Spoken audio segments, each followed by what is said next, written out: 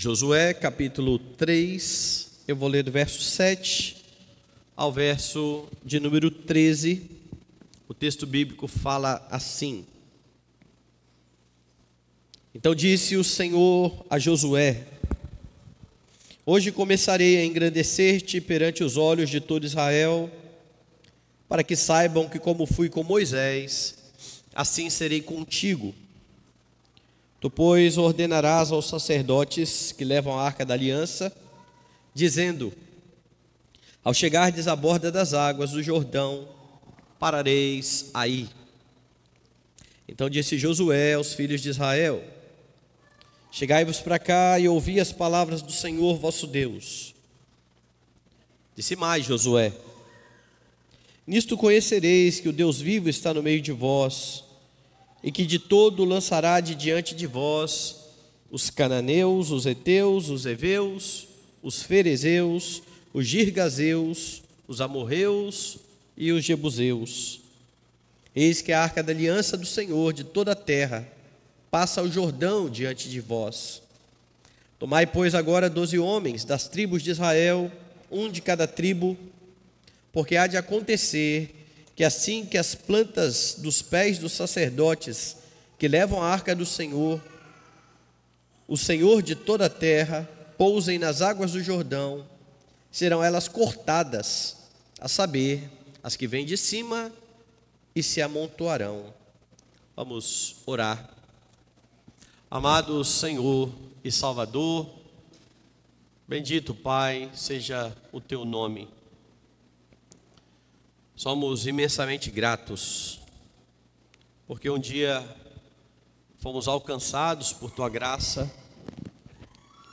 conhecemos a Cristo, nosso Redentor, fomos atraídos, ó Deus, para o reino do Filho do teu amor, onde temos redenção e vida eterna. Somos gratos porque estamos certos de que a boa obra que foi começada em nós há de ser completada até o dia de Cristo Jesus. E temos plena convicção de que para isso o Senhor irá santificar as nossas vidas por meio da tua palavra. Palavra que mais uma vez será pregada na manhã deste dia do Senhor. Palavra que é poderosa, pois nos mostra o Evangelho de Cristo Jesus, poder de Deus para a salvação do que crê e para a santificação do seu povo. Que o Senhor fale conosco, que o Senhor nos instrua para a tua própria glória e louvor. É a nossa oração em nome de Jesus. Amém. Você tem consciência acerca das bênçãos que Deus diariamente coloca sobre a sua vida? Por vezes parece que os cristãos, eles ficam tão acostumados com aquilo que eles têm da parte de Deus, as coisas ficam tão comuns, que eles param de perceber e de louvar a Deus pelos constantes benefícios que o Senhor tem dado a cada um deles. Se você lembrar aqui do nosso contexto, você vai ver que no começo do capítulo 3, o que o texto vai narrar é o povo prestes a entrar na terra de descanso. Esse povo que foi tirado do Egito com mão forte e que por causa da incredulidade, por causa de não confiar no Senhor, não pôde entrar na terra. Toda uma geração que saiu do Egito a despeito de ter sido liberta pelo Senhor, por causa da incredulidade, não entrou na terra. E agora a nova geração está diante, mais uma vez, da terra. Esta nova geração são os crentes que nasceram durante a peregrinação no deserto. Lembre que eles ficam 40 anos no deserto. Em 40 anos, foi muita gente ali. Pessoas que não tinham participado daquele primeiro momento em que os espias trouxeram um relatório e vieram 10 deles apavorados. Esta nova geração está agora para entrar na terra. E então ela ouve instruções de Josué acerca de como eles deveriam, ou de como eles estariam na terra de descanso. Eles deveriam avançar após o Senhor, eles caminhariam atrás da arca, a arca iria adiante deles. Quando a arca se movimentava, eles também se movimentavam. Além disso, além da direção do Senhor, este povo é chamado a viver em santidade, confiando que o Senhor iria fazer maravilhas no meio deles. A ordem foi muito clara: santificai-vos, porque amanhã o Senhor fará maravilhas no meio de vós. Se você lembrar dos livros de Moisés, Deus havia dito que enviaria o seu anjo adiante do povo, o anjo em quem estaria o nome do Senhor. E além disso, Deus coloca Josué como líder do povo em lugar de Moisés. É Josué que fará o povo conquistar a terra da promessa. Hoje você verá então o que Deus faz por seu povo, ou o que mais Deus faz por seu povo, já que você viu Deus fazendo tantas coisas até aqui por Israel, mesmo Israel tendo pecado contra o Senhor. O que Deus faz por seu povo? O que Deus faz por sua vida? O texto mostra que Deus confirma líderes fiéis para estar sobre o povo. Perceba como o texto vai desenvolver essa ideia. Josué já havia sido comissionado pelo Senhor. Deus já havia dito, se apresentado a ele e falado: olha, como eu fui com Moisés, assim eu serei com você, eu não vou te deixar, eu não vou te desamparar. Mas agora, neste momento, Josué será engrandecido perante todo o povo. Veja o que diz o verso de número 7. Então disse o Senhor a Josué: hoje começarei a engrandecer-te perante os olhos de todo Israel, para que saibam que como fui com Moisés, assim serei contigo. Deus iria engrandecer a Josué, mas é importante que você saiba, que você repare, que o engrandecimento de Josué não era um fim em si mesmo. Não era para que Josué fosse engrandecido ou glorificado ou recebesse glória da parte do povo. Veja o que Deus está dizendo: hoje começarei a engrandecer-te perante os olhos de todo Israel. Israel verá o que eu farei a partir da sua vida. E então, a partir daquilo que Deus iria fazer por meio de Josué, ficaria muito categórico para o povo que Josué era de fato um líder qualificado, um líder que o povo deveria dar ouvidos, dar atenção. E isso está bem de acordo com aquilo que acontece com o primeiro líder, com Moisés. Abra sua Bíblia em Êxodo, capítulo 14.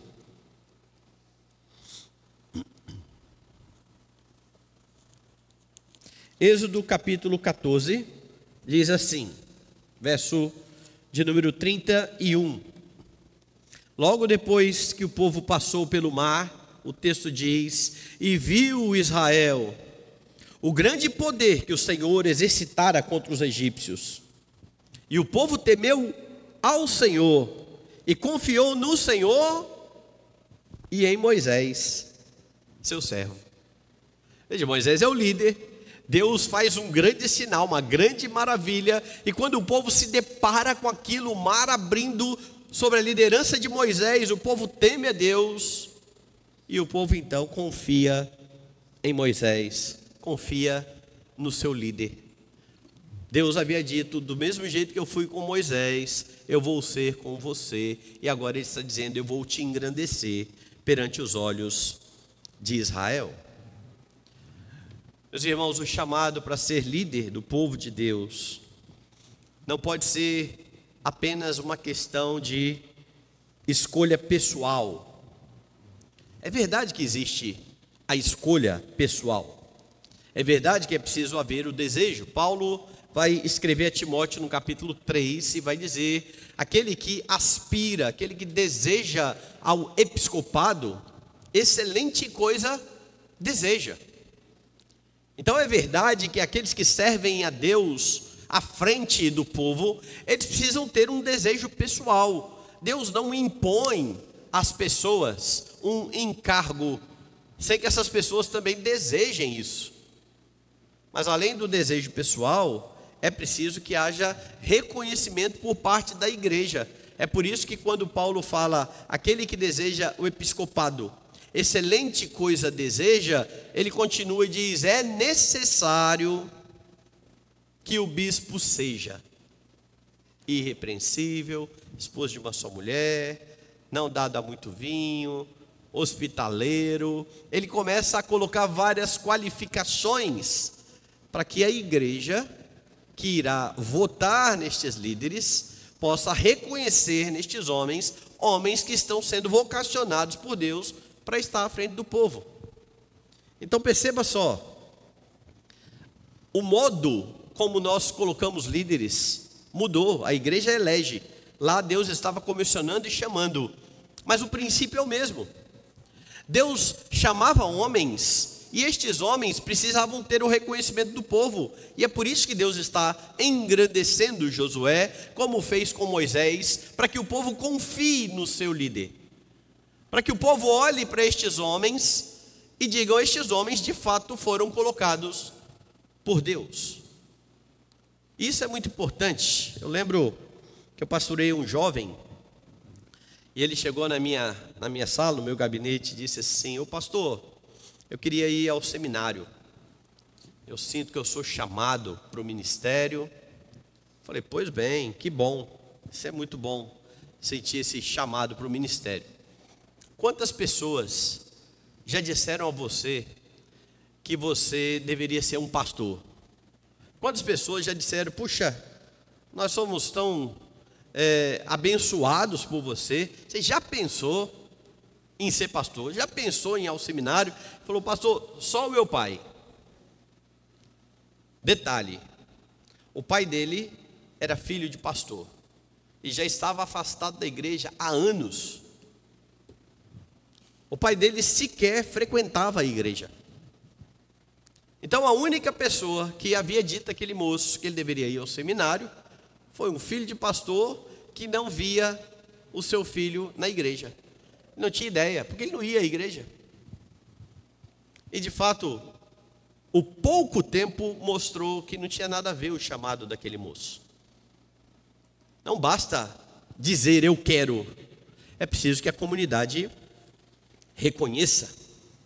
Então você precisa estar atento e verificar se aqueles que querem assumir a liderança da igreja, se aqueles que são indicados, por exemplo, para presbiterato na igreja, ou os pastores, aqueles que querem ir para o seminário, é preciso verificar se eles têm qualificações antes de iniciar qualquer processo, para que essas pessoas estejam à frente do povo de Deus. Como eu disse, o processo é diferente, mas o princípio é o mesmo. Josué é o grande líder, mas Deus engrandece Josué perante o povo, para que o povo confie na liderança de Josué. E ao abençoar líderes, Deus não faz isso para que eles sejam exaltados. Deus faz isso para que a igreja confie na sua liderança. A bênção não é para benefício próprio. A bênção não é para que homens sejam vistos, sejam exaltados, tenham um fã-clube. A bênção é para que estes homens sirvam e o povo olhe para eles como autoridade que procede da parte do Senhor. E é por isso que o texto está dizendo: olha, ô Josué, eu vou fazer isso, eu vou engrandecer o seu nome perante todo Israel, para que saibam. Olha, é para que Israel entenda, é para que Israel compreenda que eles não estão sem líder. Moisés morreu, mas eu estou providenciando outro líder para estar em lugar de Moisés. Então, se você percebe que os seus pastores, no caso, o conselho da igreja, se você percebe que seus pastores são homens sustentados e confirmados pelo Senhor, confie no pastoreio destes homens. Deus dá a você a bênção de ter líderes fiéis. E como é que você procede diante de líderes fiéis? Abra sua Bíblia em Hebreus, capítulo 13.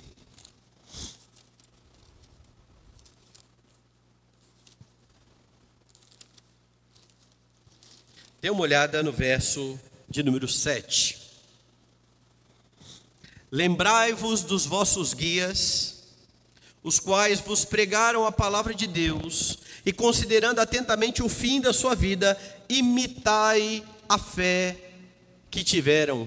Perceba então que estes líderes aqui são líderes aprovados por Deus e pela igreja, já que agora eles estão sendo colocados aqui como homens dignos de serem imitados na sua fé. Veja ainda o verso de número 17. Obedecei aos vossos guias, e sede submissos para com eles, pois velam por vossa alma, como quem devem prestar contas, para que façam isto com alegria e não gemendo, porque isto não aproveita a vós outros. E aqui então está outro aspecto, de que quando aqueles que estão sob a liderança dos homens que Deus coloca à frente da igreja, quando eles não querem dar ouvidos à voz, a liderança se torna mais difícil, a liderança se torna mais pesada. Em vez de alegria no pastoreio, há gemido. É isso que Hebreus está dizendo. Mas há algo importante aqui. A autoridade destes homens, a autoridade dos líderes que estão na igreja, não é uma autoridade original, mas derivada. O que eu estou querendo dizer com isso? Os líderes, eles governam, eles pastoreiam o povo a partir daquilo que Deus ordena, e não daquilo que eles entendem que deve ou não fazer. E é por isso que a autoridade não é originária nos líderes, ela depende de Deus. Dê uma olhada no verso 8, que diz assim: Tu, pois, ordenarás aos sacerdotes que levam a arca da aliança, dizendo: Ao chegardes à borda das águas do Jordão, parareis ali. Veja que agora é Josué que dará ordens aos sacerdotes, mas ele ordenará aquilo que ele ouviu da parte de Deus. Não era Josué que iria definir os estratagemas, não era Josué que iria definir como as coisas iriam acontecer e então conduzir o povo. Ele falaria ao povo aquilo que Deus está ordenando ao povo. E é preciso que você entenda isso de forma muito correta, porque rebelião a ordens bíblicas é pecado.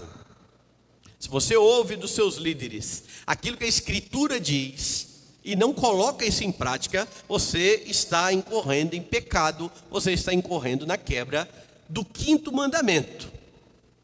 Entretanto, a obediência cega a ordens não bíblicas é igualmente pecaminoso. Você não deve cegamente obedecer a líderes que falam aquilo que eles querem falar, aquilo que eles entendem ser o melhor. Eles deixam de lado a Escritura e começam a falar das suas próprias convicções, das suas próprias ideias. Você não deve se sujeitar a ordenanças assim. Então é preciso que você tenha maturidade suficiente para saber distinguir o que é dito segundo o padrão de Deus e o que está sendo dito somente por conta da preferência dos líderes da igreja. E você precisa ter esse discernimento para não pecar contra Deus, se rebelando contra uma ordem bíblica, e por outro lado, para não se colocar sob um jugo pesado que Deus não está colocando sobre você, mas que homens estão colocando sobre você. Deus dá líderes. Estes líderes falam em nome do Senhor. Se você quiser um bom exemplo disso, no Novo Testamento, Paulo fará isso quando ele escreve aos Coríntios, no capítulo 10. E ele então está instruindo a igreja, e no meio da sua instrução, veja, verso 14. Primeiro vem a ordem: portanto, meus amados, fugi da idolatria. Uma ordem direta. Não há como entender de outra maneira. Paulo não está dando uma sugestão, é um comando. Entretanto, ele diz: falo como a criteriosos, julgai vós mesmos o que eu digo. Paulo dá uma ordem e diz: olha, avaliem o que eu estou dizendo. É claro que o padrão para você avaliar o que Paulo está dizendo é a própria Escritura. Percebam se eu estou falando conforme a palavra. E aí então estava a nobreza dos bereanos, lembra? Ora, os de Bereia, eles eram mais nobres do que os de Tessalônica, porque eles ouviam Paulo com toda avidez e conferiam nas Escrituras para ver se as coisas eram de fato assim. Você não senta para ouvir a palavra já querendo rejeitar o que é dito. Você precisa ouvir com avidez. Mas você precisa ter critério. Você precisa julgar aquilo que você está ouvindo. Deus abençoa o seu povo, meus irmãos, com líderes fiéis, cuja autoridade não é original, mas é derivada. E é por isso que há algo mais que Deus faz por seu povo e que é visto aqui em Josué. Deus guia o seu povo por meio da sua palavra. Essa é a segunda coisa que Deus faz por seu povo. Ele guia o seu povo por sua palavra. Josué, como líder fiel, convoca agora o povo para ouvir, não o que ele tinha a dizer, mas a palavra do Senhor. Verso 9. Então disse Josué aos filhos de Israel: chegai-vos para cá e ouvi as palavras do Senhor, vosso Deus. A convocação é solene. Vinde e ouvi. Quem fala é o Senhor vosso Deus. A voz é do Senhor vosso Deus. Isso significa, meus irmãos, que não há lugar na igreja para filosofias e pensamentos de homens. A igreja é guiada por meio da bendita palavra de Deus. Quando a Escritura não é pregada, quando a Escritura não é ensinada, Deus não está falando ao seu povo. E há muitos que se enganam, porque eles ouvem pessoas falando coisas até muito bonitas, muito bem elaboradas, mas que não partem da palavra. E acabam se submetendo a isso, confundindo boa retórica com a voz de Deus. E essas duas coisas não são necessariamente a mesma coisa. E é claro que eu também não estou dizendo que pessoas que têm uma boa retórica não estão falando a palavra de Deus. É bom que haja as duas coisas. Mas não se contente com a forma, com a aparência do discurso. Porque se a pregação não estiver enraizada na palavra de Deus, ela não serve para a igreja, não passa de pensamentos de homens. Não pode haver outra autoridade na igreja do Senhor, senão a bendita palavra de Deus. E aquelas que são derivadas da palavra de Deus. E por que eu estou dizendo isso? A IPB, por exemplo, ela subscreve os símbolos de fé. Nós cremos naquilo que está na Confissão de Fé de Westminster, nós cremos naquilo que está no Catecismo Maior, naquilo que está no breve catecismo. Mas se você já leu a Constituição da Igreja, você deve ter percebido que logo de início está estabelecido. A Igreja Presbiteriana do Brasil é uma federação de igrejas que tem por única regra de fé e de prática a palavra de Deus. E como sistema expositivo de doutrina, a confissão e os catecismos. E a ideia é muito simples. A confissão e os catecismos são cridos como uma fiel exposição da Bíblia, ou como uma exposição sistemática daquilo que você tem na palavra de Deus. Não estando acima da palavra de Deus, mas expondo o que a palavra de Deus diz, e é por isso que elas são também autoridade, não uma autoridade original, mas uma autoridade derivada da palavra de Deus. Não confunda isso. Entenda muito bem isso. Porque há muitos que vão dizer, presbiteriano dá mais valor para a confissão de fé do que para a palavra de Deus. Isso é uma bobagem. Pessoas que falam isso não têm ideia do que estão dizendo, eles não sabem o que estão falando. Existe a autoridade original, que é só da palavra.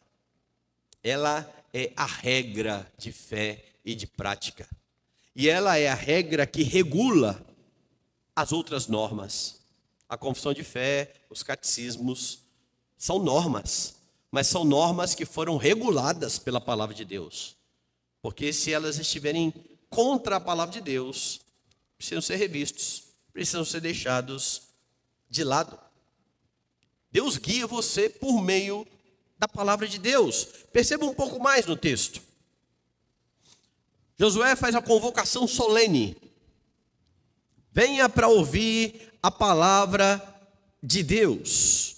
Chegue para ouvir a palavra de Deus. Então, na parte B do verso 10, há uma promessa. Deus lançará de diante de vós os cananeus, os heteus, os seveus, os ferezeus, os girgazeus, os amorreus e os jebuseus. Perceba a promessa. A promessa é a reafirmação de Deus acerca da vitória que ele daria ao povo sobre os inimigos, a fim de dar àquele povo a terra que fora prometida a Abraão. É essa palavra que Josué está anunciando.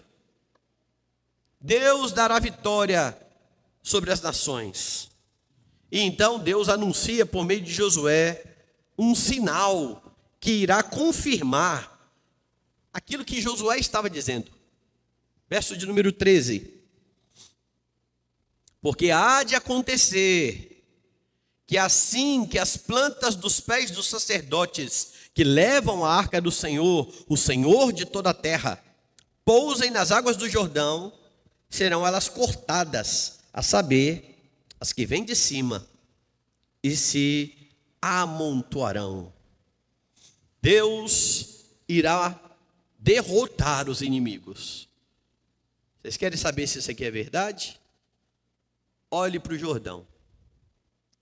Vocês vão ver que as águas do Jordão vão parar. E o Jordão vai se abrir. Há um milagre anunciado para corroborar a palavra. Como você tem aprendido, sinais e maravilhas na Escritura sempre confirmaram a palavra. Sempre foram usados por Deus para que o povo confiasse naquilo que estava sendo dito pelos profetas. Mas isso antes da revelação ter cessado. Isso antes de você ter na sua mão toda a palavra de Deus. Tudo o que Deus quis revelar para a sua vida e para a sua piedade. Hoje você tem nas suas mãos a palavra de Cristo.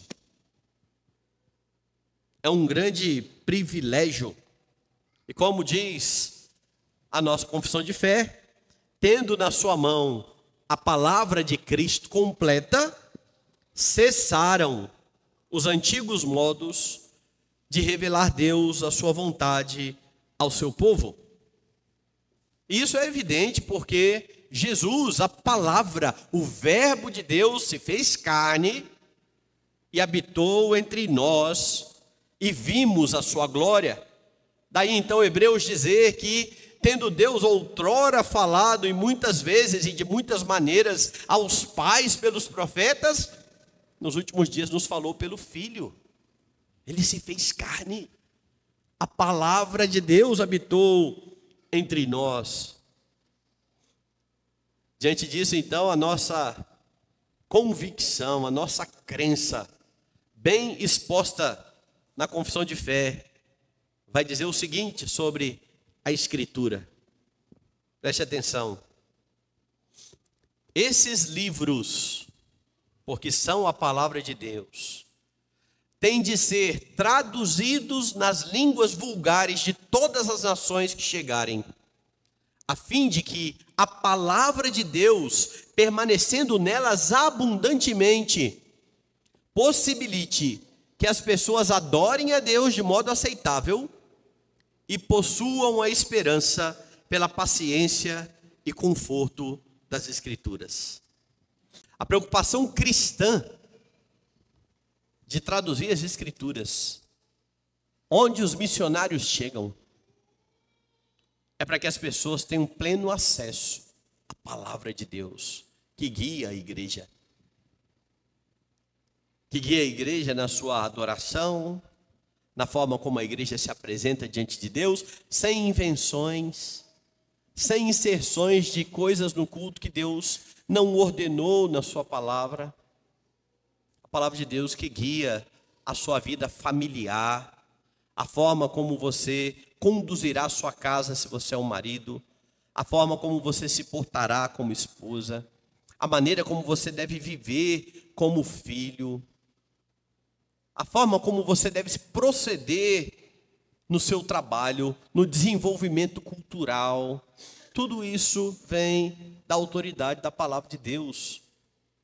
Por isso, quando o evangelho chega em uma nação, há esforço para que a palavra de Deus seja entendida na língua daquela nação, porque aquela nação não pode ser guiada pelo missionário e pela palavra do missionário, é pela palavra de Deus. Deus guia o seu povo por sua palavra. Você tem o privilégio de semanalmente ser exposto à pregação fiel da palavra. O que você tem feito com isso? Qual tem sido a sua atitude diante disso? Porque a pregação não é simplesmente para que você ouça e avalie dizendo, puxa, nunca tinha pensado nisso. Nunca tinha feito essa conexão. Nunca tinha reparado que a Bíblia fala acerca disso. Mas agora você reparou. O que você faz a partir disso? Por que você não muda? Se você continua cometendo os mesmos pecados? Se a sua família está sofrendo porque não há santidade na sua vida? Se os seus relacionamentos o tempo todo são quebrados por conta de pecados que são cometidos e não são entendidos e confessados e perdoados, do que adianta você estar todo domingo ouvindo a pregação da palavra? Deus não deu a palavra e a pregação da palavra para que você seja um apreciador da palavra.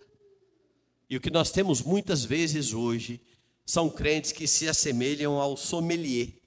Tem um sommelier que pega o vinho e olha e fala, cor bonita, olha que textura, olha esse cheiro, prova um pouquinho e deixa de lado. Não. E tem gente que faz isso aí com a pregação, olha que legal, olha a estrutura, que coisa boa, conexão reformada, e vai viver sua vida de qualquer jeito. E perde o privilégio de estar sendo conduzido pelo Senhor por meio da Escritura. Ouça a palavra com atenção. Confira para ver se as coisas são de fato assim. E se são, pratique. Pratique. Guarde no coração para não pecar contra o Senhor. Na palavra você tem direção, você tem consolo, você tem instrução. É por isso que você não deve negligenciar o dia do Senhor. O dia em que Jesus fala especialmente ao seu povo. Não, pastor, eu tenho a Bíblia todo dia em casa, eu leio, graças a Deus. Você lê. Mas Deus convoca o seu povo solenemente, assemelhante ao que Josué está fazendo aqui. Vinde e ouvi a palavra do Senhor. É Cristo falando ao seu povo, por meio da palavra pregada. Conheça a sua Bíblia, guarde-a no coração, não negligencie o grande privilégio que Deus deu a você. Você tem a Escritura, você tem algo muito maior do que os nossos irmãos do passado tiveram. Então, quando você disser a Bíblia é a nossa regra de fé e de prática, isso vai ser mais do que uma frase de efeito. Isso vai ser algo real na sua vida. Vai ser algo perceptível. Eu me lembro de um caso de um marido casado com uma mulher que não era crente. Casou-se com uma não crente. E era crente esse marido desde sempre. Casou-se. E então começou a frequentar uma igreja. Depois de muito tempo, já tinha filhos. E voltou para sua casa. E a partir do momento em que ele começou a frequentar a igreja, entender o evangelho e viver o evangelho, a esposa dele começou a ficar curiosa. Mas o que aconteceu com esse homem? O que ele mudou? Ele já era da igreja e agora ele continua na igreja, mas ele mudou. É porque antes ele só ouvia a palavra de Deus. Quando ele começou a praticar a palavra de Deus, isso impactou a vida da mulher não crente, que foi à igreja para ver o que estava acontecendo. E o meu ponto é muito simples. Não basta você vir aqui ouvir o sermão, se ele não fizer parte da sua vida de segunda a sábado. O que você ouve no domingo precisa ser praticado ao longo da semana, para que Deus seja glorificado,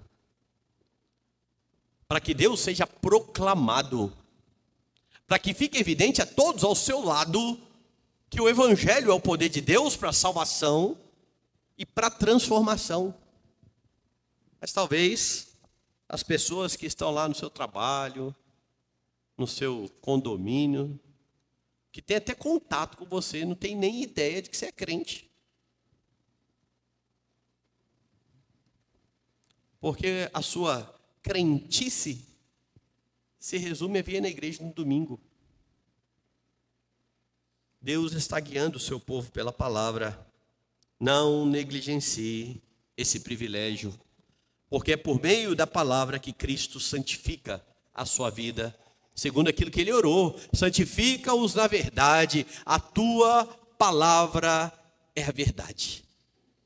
Então Deus dá líderes fiéis, mas a autoridade não é dos líderes, a autoridade é da palavra. Deus guia o povo por meio da palavra, mas Deus faz mais pelo seu povo. O texto mostra também que Deus garante ao povo a sua presença constante.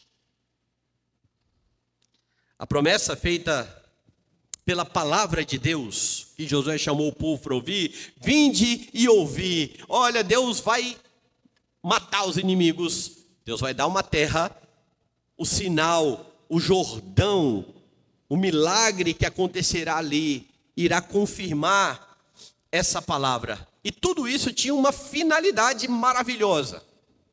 Qual era a finalidade? daquilo que foi dito na palavra e confirmado pelo milagre. Verso 10, a parte A. Disse mais Josué: nisto conhecereis que o Deus vivo está no meio de vós. Sabe como é que vocês vão conhecer que Deus está no meio de vós? Porque a palavra está sendo anunciada e confirmada agora aqui por este milagre. Está categórico. Deus está com o povo. Deus está aqui garantindo, meus irmãos, a sua presença no meio de Israel. E diferente das outras nações que tinham os seus ídolos mudos, perceba como é dito aqui acerca de Deus: nisto conhecereis que o Deus vivo está no meio de vós. Não é um pedaço de madeira que tem que ser carregado para lá e para cá. Não é um pedaço de madeira que você olha, contempla, mas não sai voz. E se você falar, eles não ouvem. É o Deus vivo. É o Deus que escuta você. É o Deus que percebe o que está ocorrendo com você. É o Deus que responde você. Ele fala ao seu povo. Ele instrui. Ele guarda, ele defende. Deus havia garantido sua presença com Josué: não te deixarei, nem te desampararei. E agora então, ele confirma isso lá no verso 7. Então disse o Senhor a Josué: hoje começarei a engrandecer-te perante os olhos de todo Israel, para que eles saibam que como eu fui com Moisés, eu sou com você. E se ele é com Josué, que é o líder do povo, ele é com o povo, ele está no meio do povo, ele habita com o povo.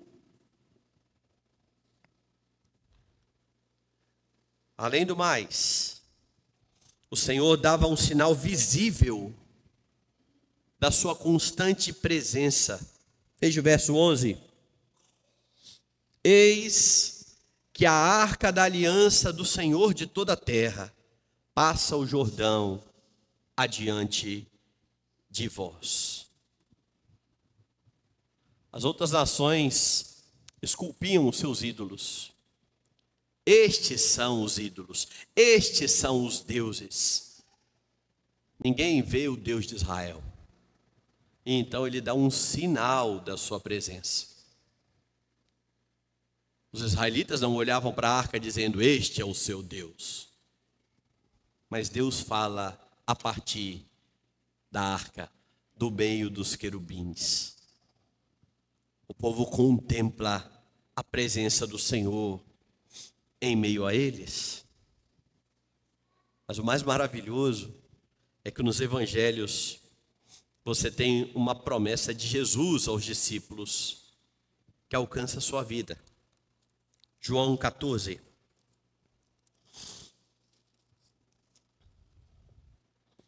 Verso 16. E eu rogarei ao Pai,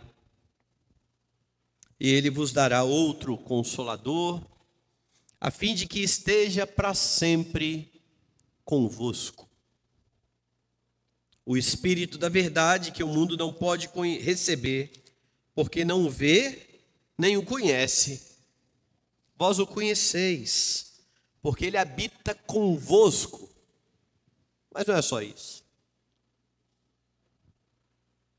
Estará em vós. Não vos deixarei órfãos, voltarei para vós outros. Ainda por um pouco e o mundo não me verá mais, vós, porém, me vereis. Porque eu vivo, vós também vivereis. Naquele dia, vós conhecereis que eu estou em meu Pai, e vós em mim, e eu em vós. Aquele que tem os meus mandamentos e os guarda, esse é o que me ama, e aquele que me ama será amado por meu Pai, e eu também o amarei, e me manifestarei a ele. Deus no meio de nós, Deus habitando em você.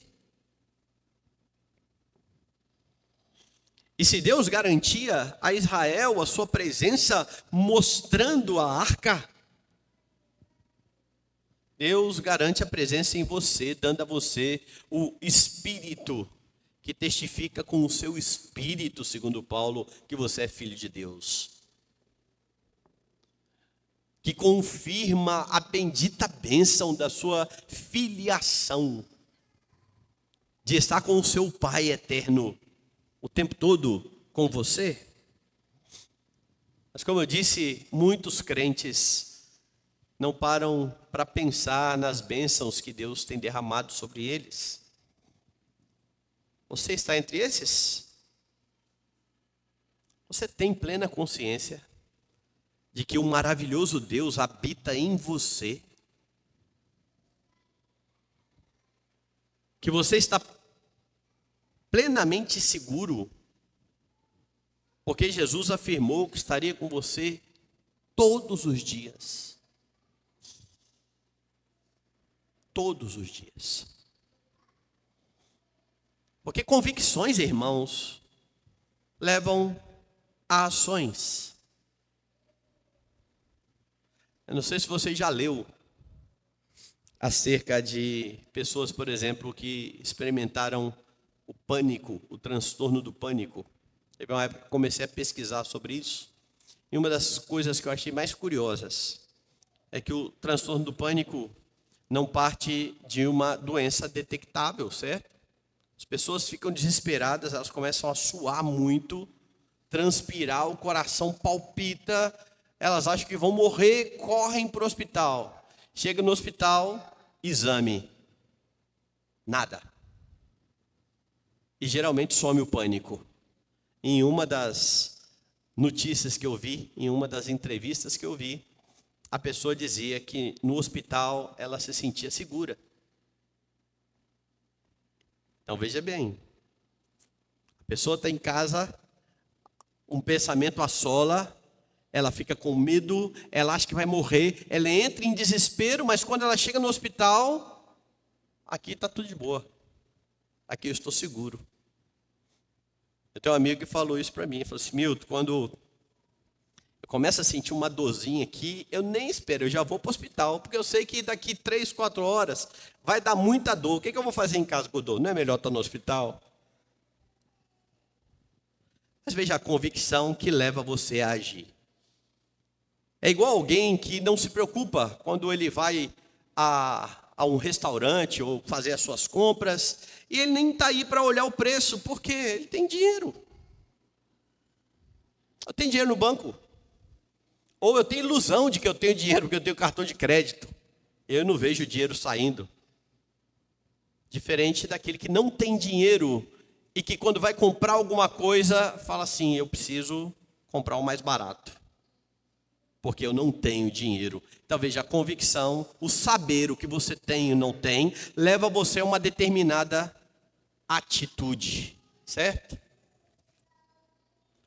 Por que você sabe que Deus está com você e vive ansioso?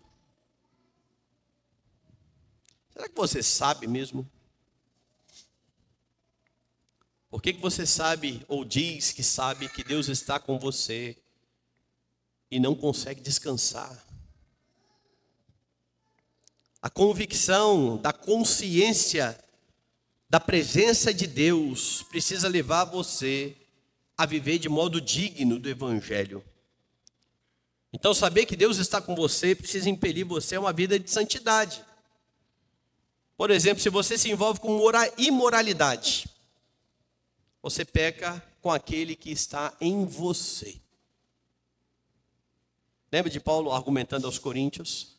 Aquele que se une à prostituta forma uma só carne com ela. E então, esta pessoa está pecando contra o templo do Espírito Santo, porque o Espírito habita em você.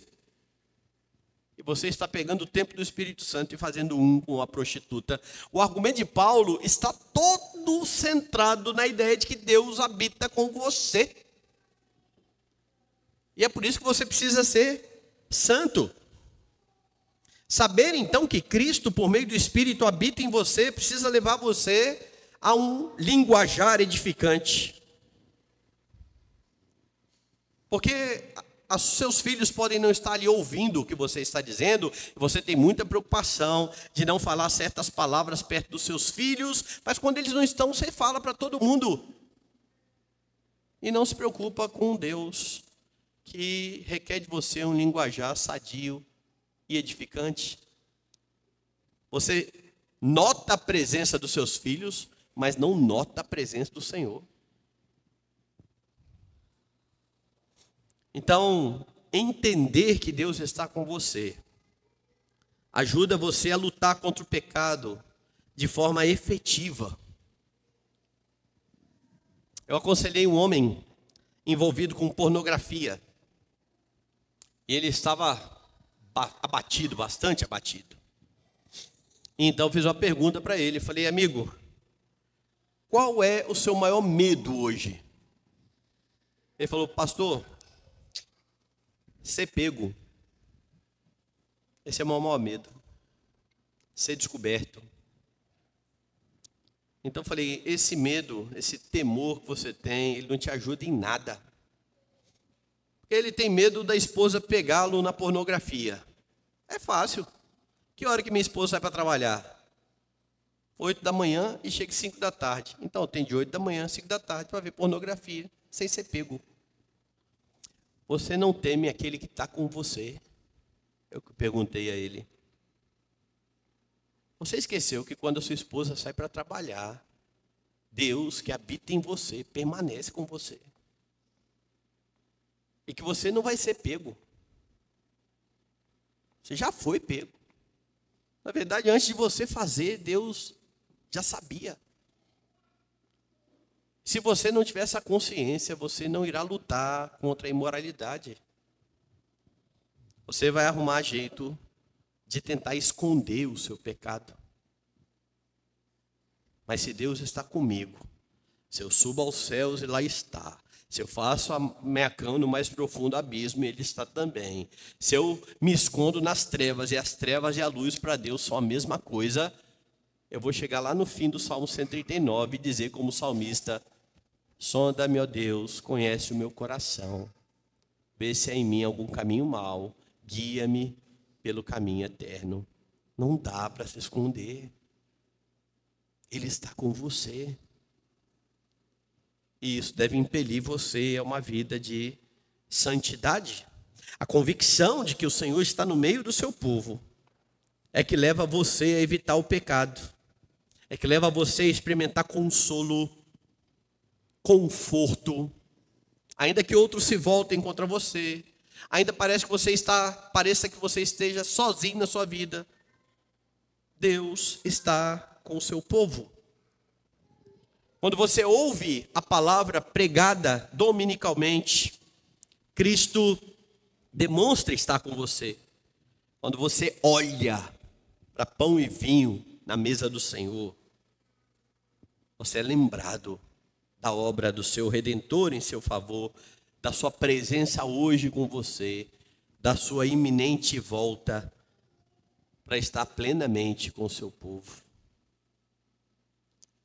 Deus garante a sua presença com o seu povo. Meus irmãos, o texto então demonstra o que Deus faz para o seu povo. O que Deus faz pela sua vida. Ele confirma líderes fiéis, Ele guia por meio da palavra, Ele garante a sua presença. Preste bem atenção então. À beira do Jordão, Deus começou a engrandecer Josué perante os olhos de Israel, a fim de demonstrar o que o nome de Josué significava. Javé é o Salvador, ou Javé é a salvação, e era Ele quem livraria o povo por meio de Josué. Mas cerca de 1400 anos depois dessa história, também no Jordão, Jesus, que é o nome grego equivalente ao hebraico Josué, se apresentou ao batismo e também foi confirmado pelo Pai Lá em Mateus, capítulo 3, você tem assim, verso 13. Por esse tempo dirigiu-se Jesus da Galiléia para o Jordão, a fim de que João o batizasse. Verso 16, batizado Jesus, saiu logo da água, e eis que se lhe abriram os céus, e viu o Espírito de Deus descendo como pomba vindo sobre ele. E eis uma voz dos céus que dizia: Este é o meu Filho amado, em quem me comprazo. Se era glorioso para Israel ver o Jordão se abrir, os discípulos viram o céu se abrindo. E a voz que confirmava: Este é o meu Filho, em quem eu me comprazo. Jesus, meus irmãos, é o anjo do Senhor que iria à frente do povo na conquista da terra. Jesus é infinitamente maior do que Josué. E foi a partir do seu batismo que ele começou o seu ministério. Cumpriu toda a lei, morreu, ressuscitou, está à destra do Pai. Mas ele não deixou o seu povo órfão. Por meio do seu Espírito, ele continua no meio do seu povo. Sua presença é real, é espiritual, e porque ele está entre nós, é possível que pecadores se apresentem diante do Pai para cultuá-lo, porque a sua presença é real, as suas orações e os seus cânticos são aceitos diante do Pai como um aroma suave, porque ele está com o seu povo, suas palavras continuam ecoando para edificar, exortar e consolar. Jesus é o Filho em quem o Pai tem todo o prazer, é o líder perfeito, confirmado por Deus para estar à frente do povo. É o grande líder para quem Josué apontava. E é ele quem continuamente guiará você pela palavra e estará com você até o dia final. Somente nele você usufrui de tudo aquilo que Deus faz pelo seu povo.